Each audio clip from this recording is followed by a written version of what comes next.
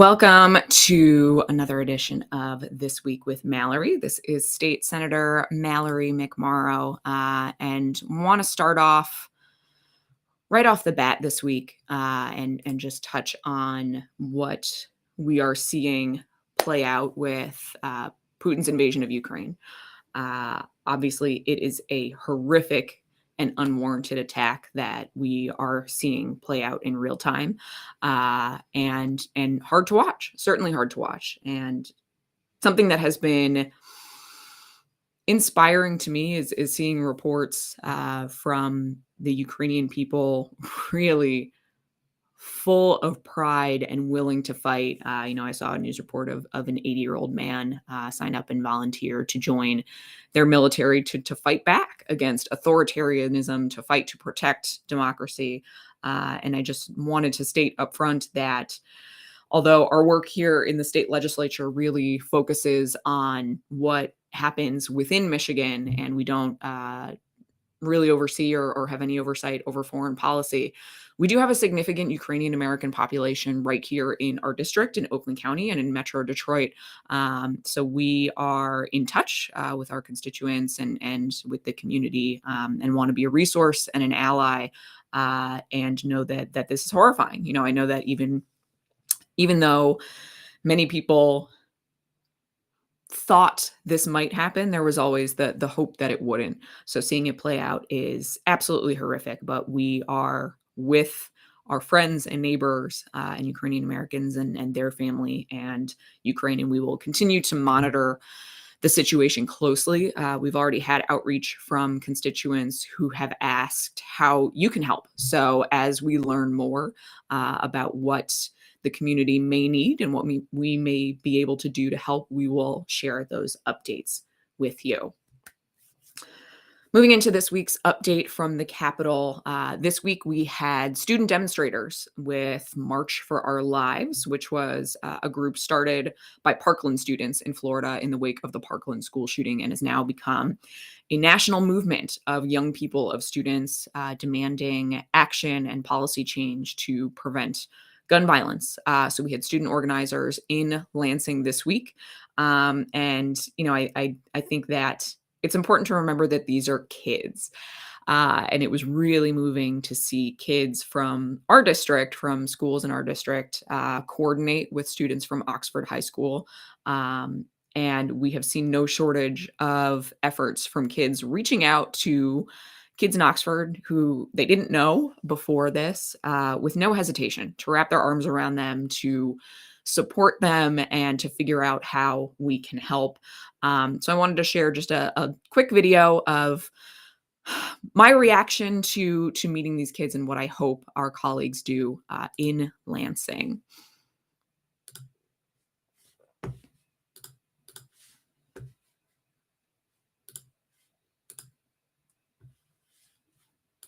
Just wanted to touch on the reaction to the students who were here yesterday from March for Our Lives. For those who didn't get an opportunity to sit down with these kids, kids from my community helped organize yesterday, and it really moved me that immediately after the Oxford shooting, kids from my school district, with no hesitation, reached out to kids they don't know, have never met, to wrap their arms around them and to organize and to help.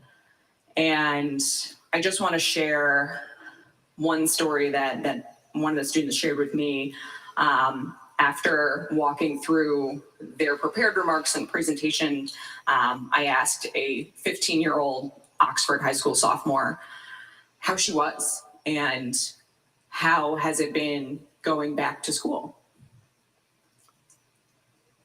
And she said it was awful, horrible, and that the anxiety is so bad that she has since gone back to virtual school because she can't be in that building every day.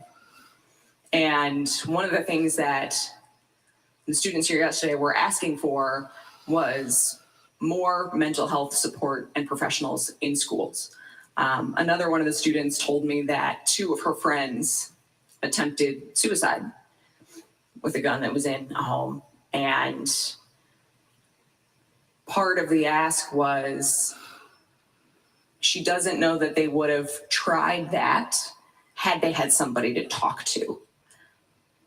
It really, really moved me that these are kids who have gone through something horrific, and a kid who can't go back to her school building yet, but who came here.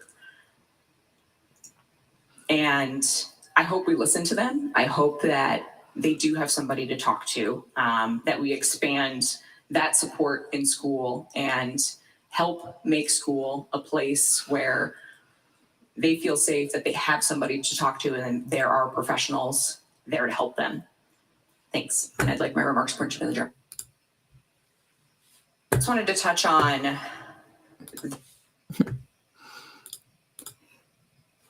one of these days we will figure out how to put a video in there without it automatically replaying again. But wanted to summarize what the students were lobbying for in summary. Not only was it expanded mental health support in schools, and this is something that we have been talking about as an issue well before the Oxford school shooting, well before the pandemic, that the national recommendation is that there is one counselor per every 250 students in a school, which every professional counselor that I talk to already says that is a huge workload. But the average in Michigan right now is one counselor for over 750 students. And the overwhelming loud message that I heard from these kids was that it is really hard to get a hold of a counselor. Counselors are spread too thin, that even when they do reach out, there was a student who had a friend who had expressed suicidal thoughts. This friend reached out to a counselor and wanted to report it to hopefully get their friend help, and never heard back from the counselor. And she said that she didn't blame the counselor, but she knows that there just aren't enough and there isn't enough support. So that was one ask. And I think that across the board, we have such a unique opportunity right now with the influx of federal dollars and higher revenues to be able to try that, to increase our funding for mental health support in schools and hopefully find a way to make that sustainable moving forward. Beyond that, the students were also asking for us to pass red flag laws, which is part of a bill package that I'm a primary sponsor of, that Senate Majority Leader Shirkey has agreed to have a hearing on, as well as safe storage legislation, which would require that gun owners, particularly those who have minors in the home, are legally required to secure firearms safely away from minors. And many of the kids that I talked to talked about the issue of stolen guns, guns getting into the hands of the wrong people, guns getting into the hands of kids. And this is legislation in particular that really could have helped in the horrific situation that happened at Oxford. It may not have prevented it, but even as we watch the prosecution right now, we know that the parents will stand trial for manslaughter charges. But that even that is not a home run, because we do not currently have laws on the books that require safe storage to keep guns out of the hands of minors. And Prosecutor Kim Worthy out of Detroit has said that this is also incredibly necessary, as we have seen six instances of accidental firearms of babies as young as 2 years old who have found a gun, played with it, it's gone off, and this is something that we can do to really save lives. So I want to thank the students for coming, for being vulnerable. I know that it's really hard and scary, and I will do everything in my power to help move legislation forward to ensure that this does not happen and that we create a safer environment for our kids and for everybody. Moving into our next issue, you may have been approached already this year by groups asking for you to sign a petition for a ballot initiative. We will drop some links or put links in our e-news. There are dozens of potential ballot initiatives that are moving for 2022. Many of them have very similar names that may be confusing. There's Secure My Vote, Protect My Vote, and depending on what you know, if you know anything about these ballot initiatives, you may think you are signing one thing and actually be signing another. A reporter from MLive actually reported that he walked out of a grocery store and there was a petition circulator that walked up to him and said that he was collecting signatures for a petition initiative and asked, "Will you sign to help us help special education students in Michigan?" That was the question. There was no information given. And the reporter identified that this was the ballot initiative to create school vouchers, which Michiganders have overwhelmingly voted against time and time again. It is unconstitutional for any tax dollars to go to private or parochial schools. Tax dollars, public dollars, are for public schools. And this is an initiative being pushed by Betsy DeVos. And we are happy to go into an explainer of what this actually does. The group is calling this Michigan Opportunity Scholarships, which sounds great, creating scholarship opportunities for students here in Michigan. But I want to clarify what this bill would actually do, because if it went into effect, what it would do is allow wealthy individuals to donate money to the scholarship fund for a tax credit, not a tax deduction, a tax credit. So it would be a 1-for-1 credit on the dollar of any monies that goes into this fund that would go to private and parochial schools. Now, really what this does in effect is allows very wealthy individuals to avoid paying taxes by putting money into this fund. And the Senate Fiscal Agency, which is a nonpartisan agency, did a bill analysis of this bill when it was introduced in the legislature and it was vetoed by Governor Whitmer. That said that over the course of 5 years, there would be an over $1 billion cut to the school aid fund, because as you can imagine, if there are fewer tax dollars that go to pay for our public schools, that is a huge hit to our public schools. So we have no shortage of really excellent schools in our district, both public, private, parochial. There are so many options, and there is nothing right now that would prevent somebody from creating a scholarship fund, from donating to one of these schools for a tax deduction. But I will not support something that will devastate our public school fund, because public school is guaranteed for everybody. You have the choice, everybody has the choice, and we need to guarantee education for every single student in the state, and make it possible that if you want to choose something else, that there are opportunities available for you. But that's what this petition initiative would do. And it highlights a really important issue, which is there is currently no law that requires petition circulators to be honest with you about what a petition does. It is legal for a circulator to lie to you or to be intentionally vague about what a ballot initiative would do to get your signature. Many of the people working to collect signatures, and I do not blame many of the petition circulators, they are hired.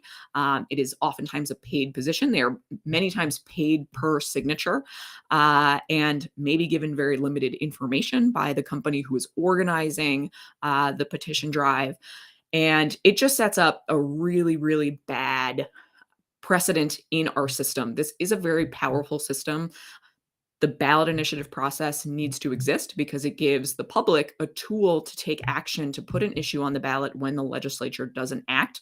But it does need reforms. So myself, alongside Senator Jeremy Moss, Irwin, Ollier, and Hertel, have introduced, again, a package of bills that would reform the ballot initiative process to no longer allow the petition circulators can legally lie to you to get signatures on the ballot. My bill in the package would allow for you to request your signature be removed from a ballot initiative. So if, for example, let's say you were approached and somebody asked you if you wanted to sign an initiative to support special needs kids, you would say, absolutely, of course I want to do that. Let's say you sign that petition initiative, but then you go home and you learn more about it and you realize that is not something that I support, that you would be able to request your signature be removed, and it would have to be removed from that ballot initiative. So these bills haven't moved yet. We will keep you posted if you do support these bills. We encourage you to send letters into the committee chairs, and we're happy to share who that contact information is so that you can do so. But more than anything else, especially with the fact that there are likely over a dozen petition initiatives that will be out there circulating as we head towards the election this fall. Don't sign anything without reading it. Just fundamentally do not sign something unless you have read it yourself. My go-to, if I am approached, is do you have a website where I can learn more information about it at home? Do not feel like you have to sign something when it is right in front of you. We are working on reforming this process. I think it's absolutely necessary for us to do so to protect the integrity of this tool so that you as the voter know what you're signing and that issues that get on the ballot are actually issues that voters believe in. So that's that. We have more to go into with that and a lot more to cover this week. So next up, I want to share my screen again.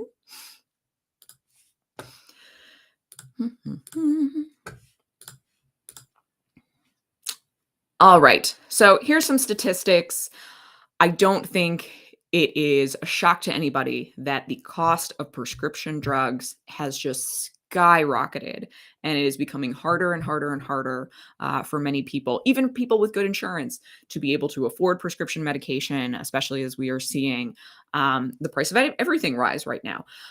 So yesterday, myself and my colleagues joined in introducing legislation that would allow us to join a growing number of states working towards tackling the rising cost of prescription drugs by introducing legislation to establish the Prescription Drug Affordability Board.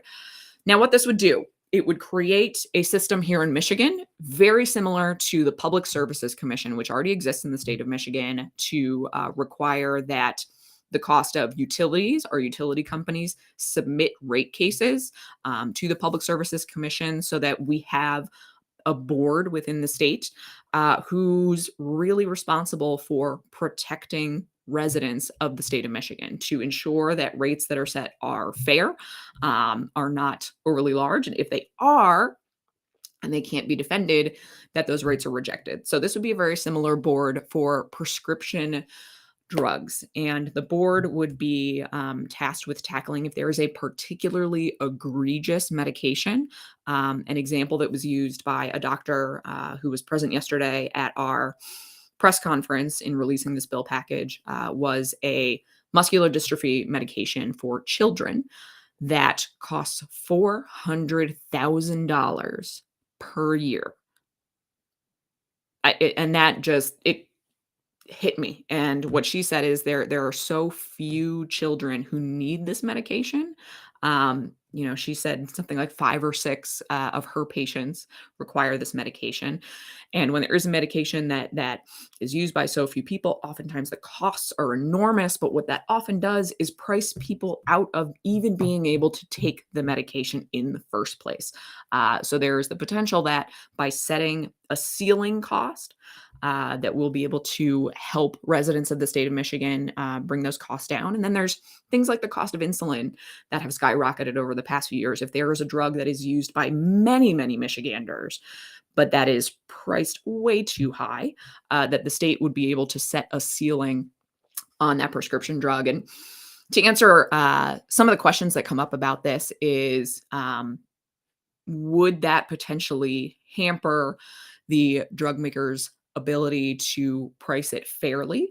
And this board would be required to hear from everybody. So if there was a drug that was being reviewed, the drug maker, the pharmaceutical manufacturers would have every opportunity to present evidence for why the cost is what it is. And if they can prove that it needs to be priced the way that it is, then the board will deem it so. But this is a review process in the same way that we have the Public Services Commission. There are a number of other states who have already established these boards.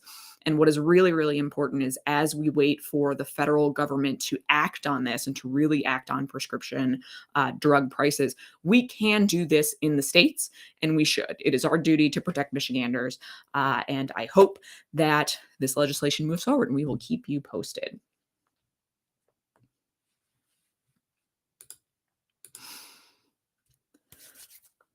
All right. Last up on bills that were introduced this week. We introduced a lot of legislation this week. There was a large bill package introduced by the Michigan Labor Caucus in both the House and the Senate. And there are many, many bills in this package regarding collective bargaining, strengthening union and worker power. But a few of the bills that I introduced in the package. Number one, Senate Bill 921 would repeal the Domestic Partner Benefit Restriction Act, which prohibits public employers from providing domestic partner benefits. What does this mean? That's a lot of language. So why is this needed? The Michigan Supreme Court has already struck down sections 3 and 4 as being unconstitutional, domestic partnerships. This is members of the LGBTQ community who currently in law may not be recognized as being able to get partner benefits, healthcare, all of these other issues. There is just legislation to hurt members of the LGBTQ community and deny their families the same benefits that we as cisgender straight families enjoy and share with each other. So that is really, really important. Families are families, and every family deserves the same benefits across the board here in the state of Michigan. Another set of bills that I introduced in this package relates to call centers here in Michigan. We have seen a lot of call centers and call center workers have their jobs and call centers shut down here in Michigan and sent out of state or even out of the country. So our legislation would simply require that companies who do so, who have a call center or call center workers here in Michigan, if they do shut that down and outsource those jobs, that they have to report them. And then if they do move those jobs out of state, that company would not be eligible for things like tax incentives, grants, economic development funds that we often give to companies here in the state of Michigan. Because fundamentally, my view is if you are outsourcing jobs away from Michiganders, you shouldn't receive tax breaks or credits from Michigan taxpayer dollars. Pretty straightforward. So we will share more about the entire package if you want to learn more about what is in the package. And we will talk there. And then lastly, legislation that was up that we voted on this week. You may remember back at the start of the pandemic, myself and Jeff Irwin introduced legislation to allow Michigan to serve cocktails to go and create social districts. This was legislation that we introduced in the wake of the start of the pandemic as creative ways to support our restaurants, particularly our independent restaurants who we wanted to make sure survived the pandemic by creating new revenue sources. And the social districts, turns out they were really popular. We have them throughout our district. I know they have it in Lansing, where particularly in the warm months, being able to take a drink outside in a designated area of the community is really great. It's nice to kind of take some of that street space back and be able to share it with the community. So there is legislation that was passed to eliminate the sunset on that idea of social districts and make it permanent. So any municipality who wants to create a permanent social district will be able to do so should this bill be signed by the governor. With that, I have done a lot of talking. So we are going to get into our Q&A portion. And as always, we are bringing on Liz to facilitate Q&A. Welcome, Liz. Hello. Thank you for having me. Of course. So right now we only have one question, and it's from Jennifer. She asked on Facebook, what are your current views? Well, she has two questions, but the first one is, what are your current views on domestic violence reform in the state of Michigan? Can you be an advocate and voice for change for Michigan in regards to domestic violence reform? Absolutely. We have to. This has been, especially as we talk about gun violence and gun violence prevention here in the state of Michigan, what we know is that there is a horrific trend that concerns domestic violence and gun violence. There was a really underreported story here in our district in Clawson last year of, a domestic dispute between somebody where the mom and her partner got in a fight. This man went and got a gun and killed her, came back and killed the mom, and left a teenager without her mom here in Clawson. So we need to ensure that we keep firearms out of the hands of domestic abusers.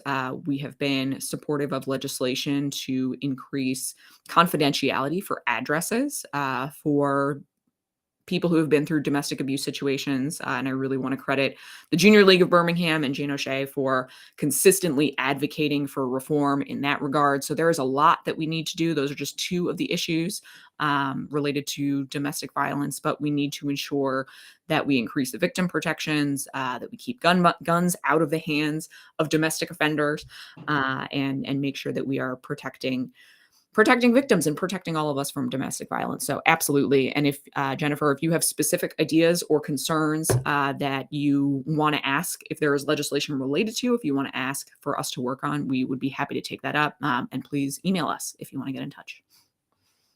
Yeah, Jane testified on another set of bills about address confidentiality this week and bopped into our office. So hello, Jane. And then Jennifer has another question. It's clarifying what you spoke about on the petitions earlier. Is that petition that you were speaking about called the Student Opportunity Program? Yes. So the Student Opportunity Scholarship Program, again, it is language that sounds great. It sounds like a great thing to be able to create scholarships for students. But that is just another name for school vouchers. That is that ability for wealthy individuals to get out of paying taxes, which will result in a $1 billion cut to our school funding for our public schools. All right. Yeah. And those are all the questions that I see. And there was none on our form. So that's it. Well, great. Well, we had a lot to cover this week and I spoke a lot. So Liz, it's been a heavy week. What are you doing to hopefully decompress this week? I'm going to see Dua Lipa tonight in Detroit. So hopefully a really good concert and a good time to decompress. Yeah, we Liz, I will let you go. Have a good weekend and enjoy the concert. Yeah, this was a heavy weekend, and you all may notice we typically share good news at the end of the week. But given the news in Russia and Ukraine and really trying to process what it means that the world is at war, we felt it best to kind of keep the tone pretty serious and somber this week. I know it's really hard to try to consume news, particularly on places like Twitter or social media, where you see these really serious issues side by side with things like celebrity news and sports, where it feels like there's a cognitive disconnect. So we will be sure to get back to good news, sharing good news from our district, but we wanted to give that space to breathe. And Melissa, I see, just popped on a question. Is there a process by which someone from your office could help with an unemployment issue? And the answer for anybody watching on any platform is yes. We have a form on our website if you are struggling with unemployment issues that you can fill out, and then somebody from our office will follow up to get more information and see if we can help. And with that, we will close out for the week. I hope you have a very safe weekend. It is unfortunately cold and snowy again, but we will see you next week.